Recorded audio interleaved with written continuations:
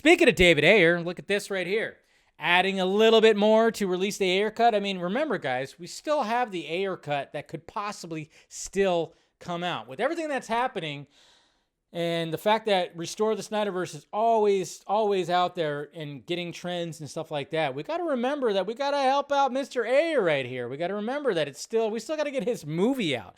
We got to take some of that energy and really focus on that. So, and he says right here, because someone says, right here, I do know what you mean. And like I said, the amount of cut content can fix it. His vision was clear enough in the theatrical cut to see that it was a bad take.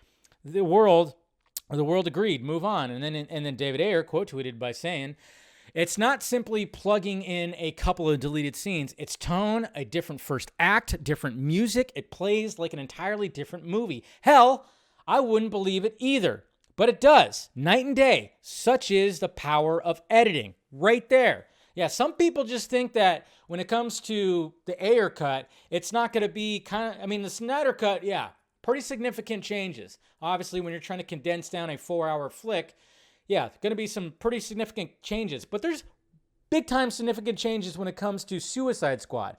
The tone, especially. The tone. Remember that Comic-Con trailer for Suicide Squad? Remember that tone?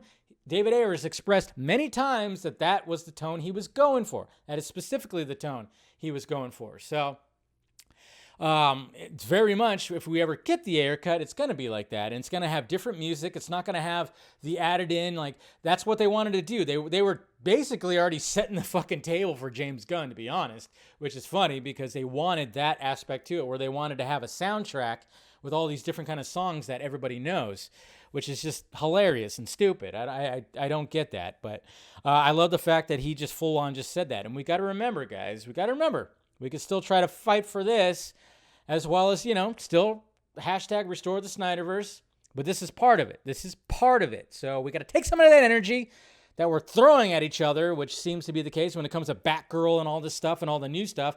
Take some of that energy, throw it towards release the Ayer cut. I'm just saying. And I hope that David Ayer continues to push for it. I really hope he does. I really hope that he does. So, anyways, that's my little spiel.